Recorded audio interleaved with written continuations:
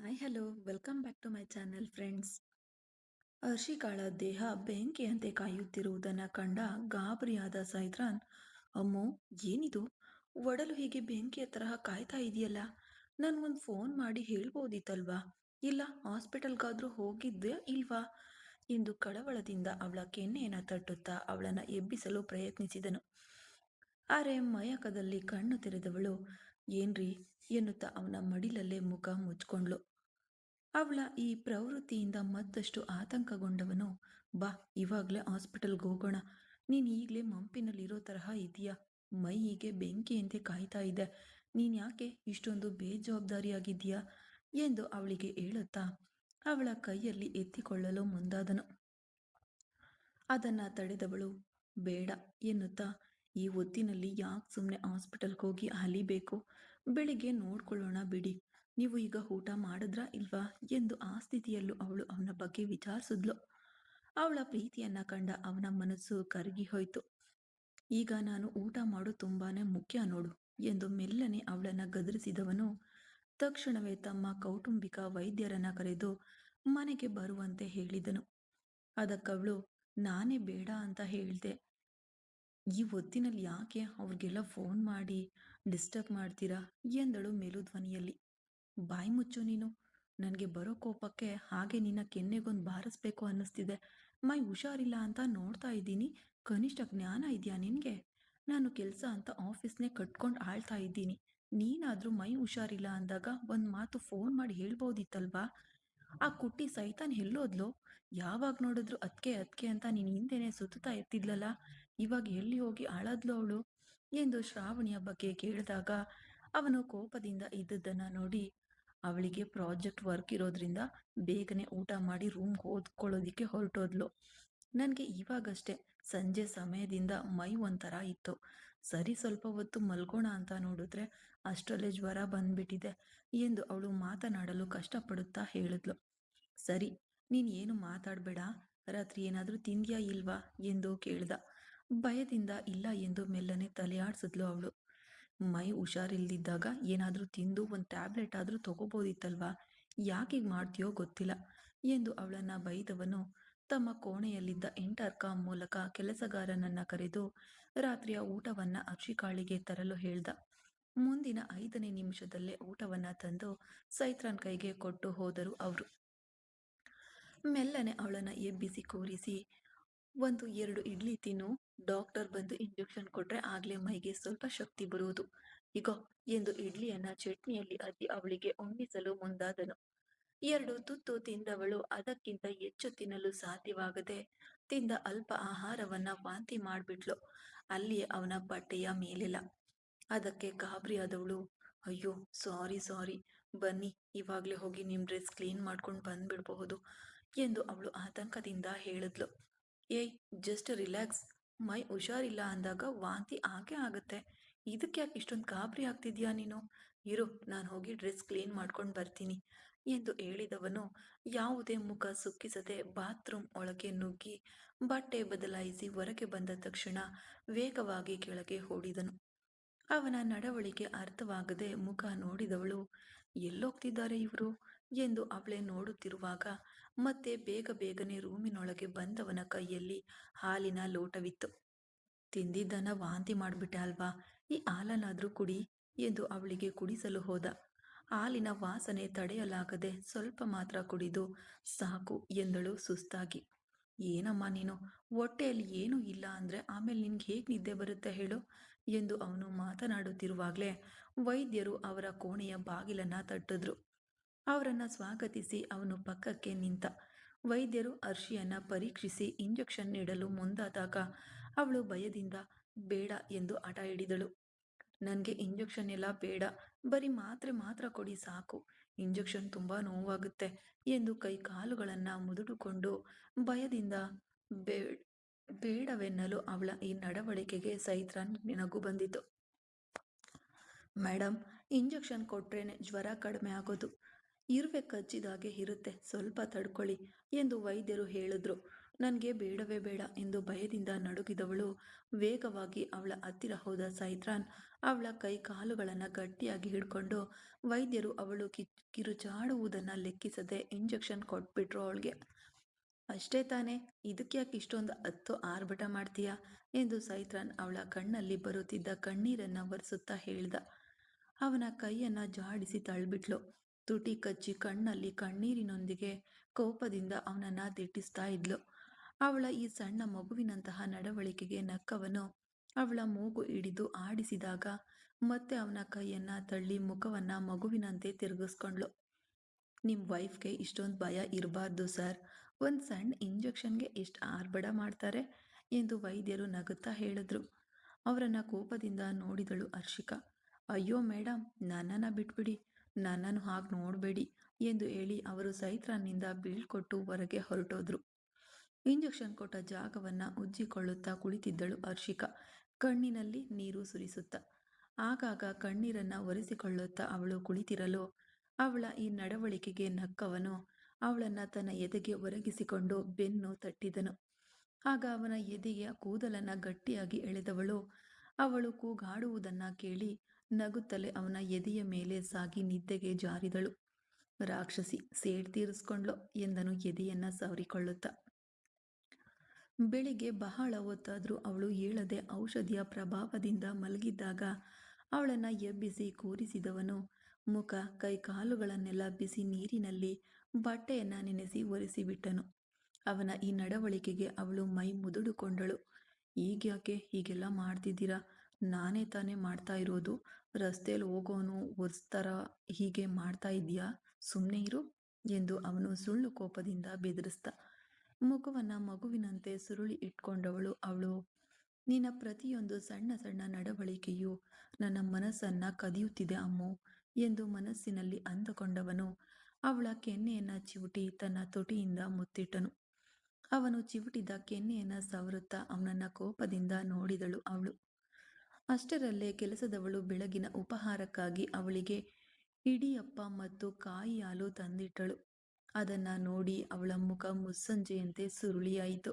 ಅಯ್ಯೋ, ನನಗೆ ಇಡಿಯಪ್ಪ ಇಷ್ಟನೇ ಇಲ್ಲ, ನನ್ಗದು ಬೇಡ ಎಂದು ಅವಳು ಗಡಿಬಿಡಿಯಿಂದ ನಿರಾಕರಿಸಿದ್ಲು. ಜ್ವರ ಇರುವಾಗ ಇದನ್ನ ತಿಂದ್ರೆ ಬಾಯಿಗೆ ಚೆನ್ನಾಗಿರುತ್ತೆ, ಮರ್ಯಾದೆಯಾಗಿ ಬಾಯಿ ತೆರಿ ಎಂದು ಅವನು ಇಡಿಯಪ್ಪ ಅನ್ನ ಸ್ವಲ್ಪ ತೆಗೆದುಕೊಂಡು ಕಾಯಿ ಹಾಲಿನಲ್ಲಿ ಅದ್ದಿ ಅವಳ ಬಾಯಿಯ ಹತ್ತಿರ ತಂದಾಗ ಎರಡು ಕೈಗಳಿಂದ ತನ್ನ ಬಾಯಿಯನ್ನ ಮುಚ್ಕೊಂಡವಳು ಬೇಡವೆಂದು ಮತ್ತೆ ತಲೆಯನ್ನ ಎಡಬಲಕ್ಕೆ ಆಡಿಸಿದ್ಲು. ಅವಳ ಕೈಯನ್ನ ತನ್ನ ಒಂದು ಕೈಯಿಂದ ಗಟ್ಟಿಯಾಗಿ ಹಿಡಿದುಕೊಂಡವನು ಅವಳಿಗೆ ಆಹಾರವನ್ನ ತಿನ್ನಿಸಲು ಅವಳು ಅವನನ್ನ ಕೋಪದಿಂದ ದಿಟ್ಟಿಸುತ್ತಲೇ ಊಟ ಮಾಡಿದ್ಲು. ಆ ಸಮಯದಲ್ಲಿ ಅವನ ಮೊಬೈಲ್ಗೆ ರಾವಣನಿಂದ ಕಾಲ್ ಬಂದಿತು. ಅದನ್ನ ನೋಡಿದವನು ಕರೆಯನ್ನ ಸ್ವೀಕರಿಸಿ ಕಿವಿಗೆ ಇಟ್ಕೊಂಡನು. ಮಿತ್ರ ಎಂದು ಎದುರು ಬದಿಯಿಂದ ರಾವಣನ ಉತ್ಸಾಹದ ಧ್ವನಿ ಕೇಳಿತು. ಹೇಳು ಎಂದನು ಯಾವುದೇ ಪ್ರತಿಕ್ರಿಯೆ ತೋರಿಸದ ಶಾಂತ ಧ್ವನಿಯಲ್ಲಿ ಸೈತ್ರನ್. ತನ್ನೊಂದಿಗೆ ಯಾವಾಗಲೂ ಒಂದು ರೀತಿಯ ಉತ್ಸಾಹದಿಂದ ಮಾತನಾಡುವ ಸ್ನೇಹಿತ ಈಗ ಇಷ್ಟು ಶಾಂತವಾಗಿ ಮಾತನಾಡುತ್ತಿರುವುದು ರಾವಣ್ಗೆ ಒಂಥರ ಅನ್ಸಿದ್ರು. ಆ ಯೋಚನೆಯು ಬದಿಗೊತ್ತಿದವನು, ಒಂದು ಸಂತೋಷದ ವಿಷಯ ಹೇಳೋ ಕಾಲ್ ಮಾಡ್ದೆ ಕಣೋ, ನಾನು ಅಪ್ಪ ಆಗ್ತಾ ಇದ್ದೀನಿ ಎಂದನು ಸಂತೋಷದ ಕಿಂಚಿತ್ತು ಕಡಿಮೆ ಆಗದ ಧ್ವನಿಯಲ್ಲಿ ರಾವಣನ್. ಅವನು ಹೇಳಿದ್ದನ್ನ ಅರ್ಥ ಮಾಡಿಕೊಳ್ಳಲು ಸೈತ್ರನ್ಗೆ ಸ್ವಲ್ಪ ಸಮಯನೇ ಬೇಕಾಯಿತು. ಏನದು? ಕಮ್ ಅಗೇನ್ ಎಂದು ತಾನು ಕೇಳಿದ್ದನ್ನ ನಂಬಲಾಗದೆ ಮತ್ತೊಮ್ಮೆ ಕೇಳ್ದ. ಲೇ ಲೂಸು, ರಿಷಿ ಪ್ರೆಗ್ನೆಂಟ್ ಆಗಿದ್ದಾಳೆ ಕಣೋ, ನಾನು ಅಪ್ಪ ಆಗ್ತಾ ಇದ್ದೀನಿ ಕಣೋ ಎಂದು ರಾವಣನ್ ಮತ್ತೆ ಉತ್ಸಾಹದಿಂದ ಹೇಳ್ದ. ಸಂತೋಷದಲ್ಲಿ ಮಾತನಾಡಲು ಮಾತುಗಳೇ ಬರಲಿಲ್ಲ ಸೈತ್ರಾನ್ಗೆ. ಲೇ ನಿಜವಾಗ್ಲೂನಾ ಕಣೋ ಎಂದು ಅವನ ಮೇಲಿದ್ದ ಕೋಪವನ್ನೆಲ್ಲ ಮರೆತು ಸೈತ್ರಾನ್ ಸಂತೋಷದಿಂದ ಕೇಳ್ದ. ಹೌದು ಕಣೋ, ನೆನ್ನೆ ಮನೇಲಿ ನನ್ನ ಹತ್ರ ವಿಷಯ ಹೇಳಿದ್ಲು. ಆದ್ರೂ ಡಾಕ್ಟರ್ ಹತ್ತಿರ ಒಂದು ಟೆಸ್ಟ್ ಮಾಡಿಸಿ ಕನ್ಫರ್ಮ್ ಮಾಡ್ಕೊಳ್ಳೋಣ ಅಂತ ಹಾಸ್ಪಿಟಲ್ಗೆ ಬಂದಿದ್ವಿ. ಇವಾಗಲೇ ಕನ್ಫರ್ಮ್ ಮಾಡಿ ಹೇಳಿದ್ರು ಎಂದು ಅವನು ಸಂತೋಷದಿಂದ ಹೇಳ್ದ. ಅತ್ತೆ ಮಾವ ಹತ್ರ ಎಲ್ಲ ಹೇಳಿದ್ಯೇನೋ ಎಂದು ಸಂತೋಷದಿಂದ ಇವನು ಕೇಳಲು, ಇಲ್ಲ ಕಣೋ, ಇನ್ಮೇಲೇನೆ ಹೇಳಬೇಕು ಎಂದನು ರಾವಣನ್. ಸರಿ, ಈಗ ನೀನು ಮನೆಗೆ ತಾನೇ ಹೋಗ್ತಿದ್ಯಾ ಎಂದು ಇವನು ಕೇಳ್ದ. ಹೌದು ಕಣೋ, ಮನೆಗೆ ಹೋಗಿ ಆಮೇಲೇನೆ ಅತ್ತೆ ಮಾವ ಹತ್ರ ಹೇಳಬೇಕು ಎಂದ ರಾವಣನ್. ಸರಿ, ನೀವಿಬ್ರು ಹೊರಡಿ, ಇನ್ 1.5 ಅವರ್ನಲ್ಲಿ ನಾನಲ್ಲಿರ್ತೀನಿ. ಗಾಡಿ ಡ್ರೈವ್ ಮಾಡುವಾಗ ಸೇಫಾಗಿ ಡ್ರೈವ್ ಮಾಡು, ಸ್ಪೀಡಾಗಿ ಓಡಿಸ್ಬೇಡ, ಅರ್ಥ ಆಯ್ತಾ? ಅವಳಿಗೆ ಅದು ಸೇಫ್ಟಿ ಅಲ್ಲ ಎಂದು ಸೈತ್ರಾನ್ ಹೇಳ್ದ. ಅದಕ್ಕೆ ಸರಿ ಎಂದು ಹೇಳಿದ ರಾವಣನ್ ಫೋನ್ ಇಟ್ಟನು. ಮೊಬೈಲ್ ಕರೆಯನ್ನ ಕಟ್ ಮಾಡ್ಬಿಟ್ಟು ಹರ್ಷಿಕಾಳನ್ನ ಬಿಗಿಯಾಗಿ ಅಪ್ಪಿಕೊಂಡನು. ಈ ಕಡೆ ರಾವಣ, ನನಗೊಬ್ಬ ಮಗ ಹುಟ್ತಾನೆ, ಅವನು ನನ್ನಂತೆಯೇ ಇರ್ತಾನೆ ಎಂದು ಜೋರಾಗಿ ಹಾಡನ್ನ ಆಡುತ್ತಾ ಕಾರು ಚಲಾಯಿಸುತ್ತಿದ್ದನು ರಾವಣ. ಅವನ ಪಕ್ಕದಲ್ಲಿ ಕುಳಿತಿದ್ದ ಬೃಷಿ ಅವನನ್ನೇ ನಗುತ್ತಾ ನೋಡುತ್ತಾ ಕುಳಿತಿದ್ಲು. ಏನ್ ರಾವಣ, ಹಾಡೆಲ್ಲ ತುಂಬಾ ಜೋರಾಗಿದೆ. ಇವತ್ತು ತುಂಬಾ ಆಶ್ಚರ್ಯವಾಗಿ ಹಾಡೆಲ್ಲ ಆಡ್ತಾ ಇದೆಯಲ್ಲ, ಏನ್ ಮ್ಯಾಟರು ಎಂದು ಒಂದು ಉಬ್ಬನ್ನ ಮೇಲೇರಿಸಿ ಅವಳು ಅವನನ್ನ ನೋಡಿ ನಗುತ್ತಾ ಕೇಳಿದ್ಲು. ಅವಳ ಕೆನ್ನೆಯನ್ನ ಗಟ್ಟಿಯಾಗಿ ಚಿವುಟಿದವನು, ಸಂತೋಷ ಕಣೆ ಹೆಂಡ್ತಿ, ಸಂತೋಷ.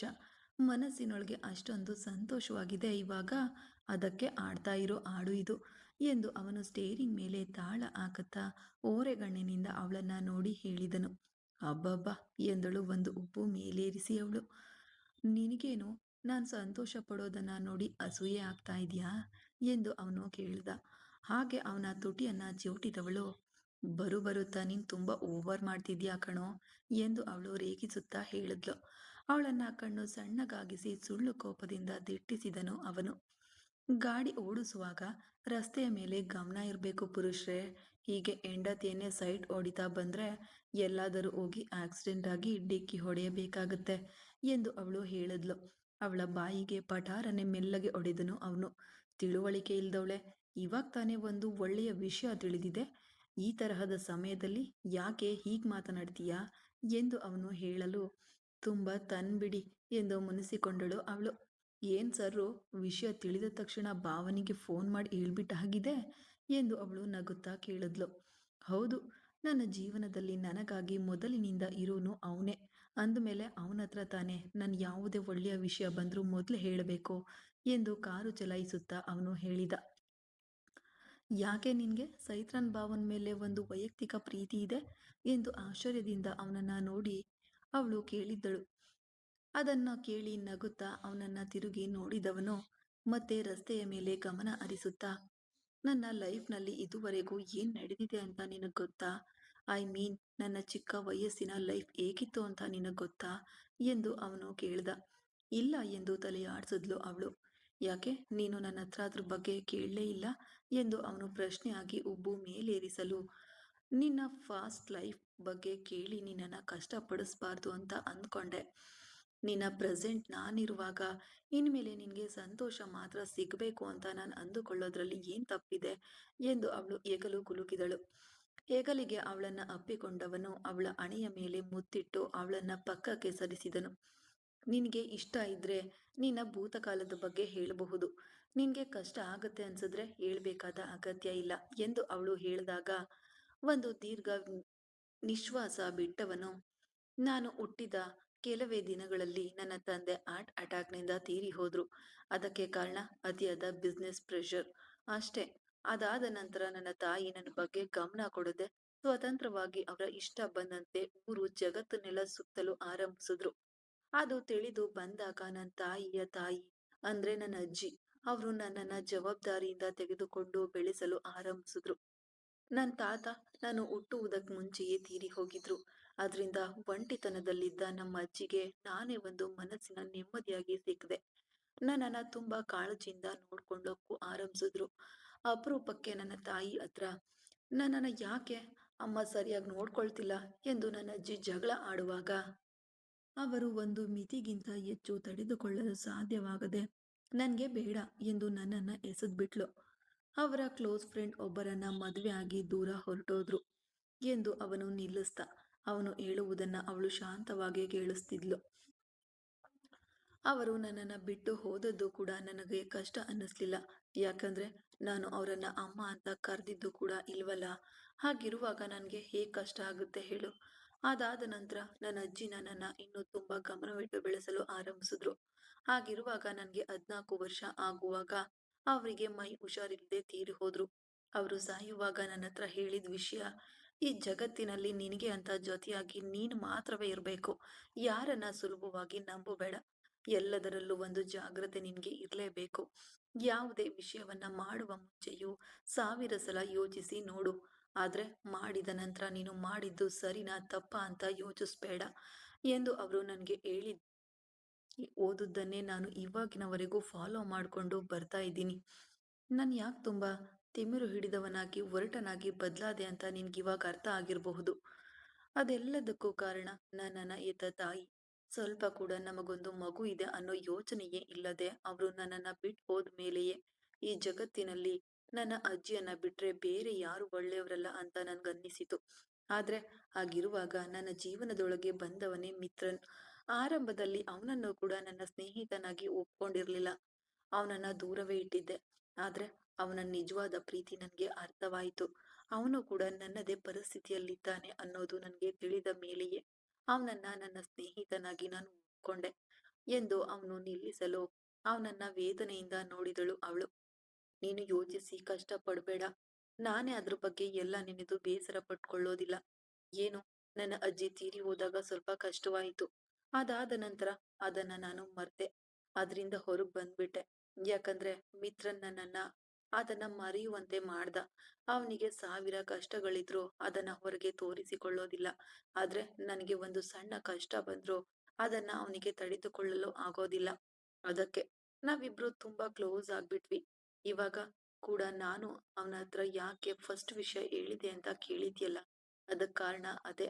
ನಾನು ಅವನು ಬೇರೆ ಬೇರೆ ಅಲ್ಲ ಎಂದು ರಾವಣನ್ ಮುಖದಲ್ಲಿ ಯಾವುದೇ ಭಾವನೆ ತೋರಿಸಿ ಹೇಳದೆ ಅವನ ಹೆಗಲ ಮೇಲೆ ವಾಲಿಕೊಂಡಳು ವೃಷಿಕ. ತನ್ನನ್ನು ಬಿಗಿಯಾಗಿ ಅಪ್ಪಿಕೊಂಡ ತನ್ನ ಗಂಡನನ್ನ ಆಶ್ಚರ್ಯದಿಂದ ನೋಡಿದಳು ಹರ್ಷಿಕ.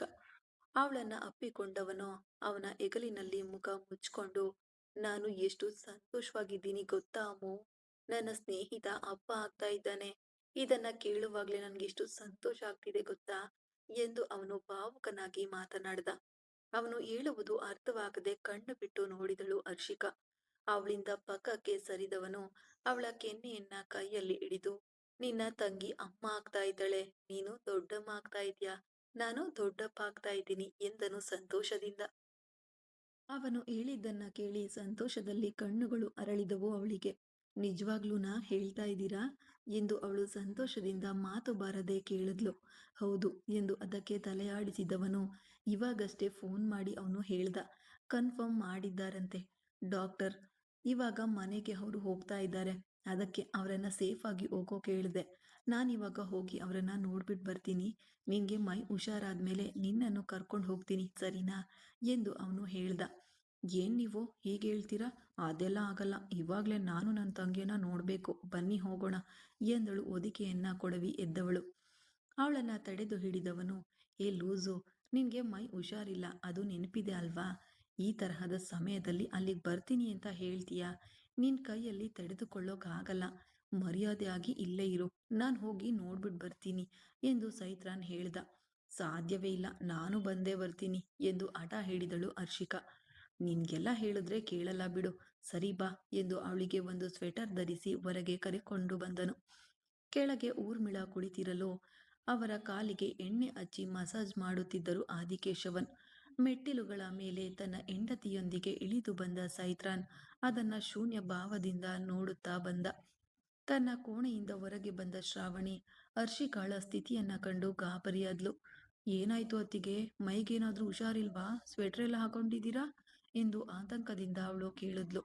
ಹೌದು ಕಣೋ, ನಿನ್ನೆ ನೈಟ್ ಸ್ವಲ್ಪ ಜ್ವರ. ಅದಕ್ಕೆ ನಿಮ್ಮ ಅಣ್ಣ ಡಾಕ್ಟರ್ ಬರ್ಸಿ ಇಂಜೆಕ್ಷನ್ ಎಲ್ಲ ಹಾಕೋ ಕೇಳಿದ್ದಾರೆ ಎಂದು ಅವಳು ಹೇಳಿದ್ಲು. ಇವಾಗ ಪರವಾಗಿಲ್ವಾ ಎಂದು ಅವಳ ಕುತ್ತಿಗೆಯನ್ನ ಮುಟ್ಟಿ ಪರೀಕ್ಷಿಸಿದಳು ಅವಳು. ಏನಮ್ಮ ತಕ್ಷಣ ಹೇಗ್ ಜ್ವರ ಬಂತು? ನಿನ್ನೆ ಚೆನ್ನಾಗಿಯೇ ಇದೆಯಲ್ವಾ ಎಂದು ಊರ್ಮಿಳ ಗಾಬರಿಯಾದ್ರು. ಅಯ್ಯೋ ಅತ್ತೆ, ನನಗೆ ಸಾಮಾನ್ಯ ಜ್ವರ ಅಷ್ಟೇ. ಆದ್ರೆ ನಿಮ್ಮ ಮಗನೇ ಇಷ್ಟೊಂದು ಗಾಬರಿ ಆಗ್ತಾ ಇದ್ದಾರೆ ಎಂದು ಹರ್ಷಿಕಾ ಬೇಸರ ಮಾಡ್ಕೊಂಡ್ಲು. ಅವಳನ್ನ ಕೋಪದಿಂದ ದಿಟ್ಟಿಸಿದನು ಸೈತ್ರಾನ್. ಅದನ್ನ ಬದಿಗಿಟ್ಟವಳು, ಅತ್ತೆ ಮಾವ, ಒಂದು ಸಂತೋಷದ ವಿಷಯ ನಿಮ್ಗೆ ಹೇಳ್ಬೇಕು. ಬೃಷಿ ಕನ್ಸೀವ್ ಆಗಿದ್ದಾಳೆ ಎಂದು ಹರ್ಷಿಕಾ ಹೇಳಿದ್ಲು. ಅಯ್ಯೋ, ಕುಟ್ಟಿ ಪಾಪ ಬರಲಿದೆಯಾ ಎಂದು ಚಪ್ಪಾಳೆ ತಟ್ಟಿ ಕುಪ್ಪಳಿಸಿದಳು ಶ್ರಾವಣಿ. ಅವಳ ತಲೆಯ ಮೇಲೆ ತಟ್ಟಿ ಅವಳನ್ನ ಸುಮ್ಮನಿರಿಸಿದನು ಸೈತ್ರಾನ್. ಅದನ್ನ ಕೇಳಿದ ಊರ್ಮಿಳಾ ಮತ್ತು ಆದಿಕೇಶವನ್ ಸಂತೋಷಪಟ್ರು. ತುಂಬಾ ಸಂತೋಷ ಅಮ್ಮ, ನಾವು ಶುಭ ಹಾರೈಸಿದೆವು ಅಂತ ಅವ್ರತ್ರ ಹೇಳು ಎಂದು ಆದಿಕೇಶವನ್ ಹೇಳಿದ್ರು. ನಾವು ಹೋಗಿ ಅವರನ್ನ ನೋಡ್ಕೊಂಡು ಬರಬಹುದಲ್ವಾ ಎಂದು ತಾನು ಕುಳಿತಿದ್ದ ಜಾಗದಿಂದ ಎದ್ದರು ಊರ್ಮಿಳ. ನೀವೇನು ಅಲ್ಲಿಗೆ ಬರ್ಬೇಕಾದ ಅಗತ್ಯ ಇಲ್ಲ ಎಂದು ಸೈತ್ರಾನ್ ಕೋಪದಿಂದ ಹೇಳಲು ಅವನು ಹೇಳಿದ್ದನ್ನ ಕೇಳಿ ಎಲ್ಲರೂ ಆಘಾತಕ್ಕೊಳಗಾದ್ರು. ಊರ್ಮಿಳ ಮೌನವಾಗಿ ಕಣ್ಣೀರು ಸುರಿಸುತ್ತಾ ಇದ್ರು. ಮುಂದುವರಿಯುವುದು ಮುಂದಿನ ಭಾಗದಲ್ಲಿ. ಕತೆ ಇಷ್ಟ ಆದರೆ ಲೈಕ್ ಮಾಡಿ, ಕಮೆಂಟ್ ಮಾಡಿ, ಹಾಗೆ ಸಪೋರ್ಟ್ ಮಾಡ್ತಾ ಇರಿ. Thank you.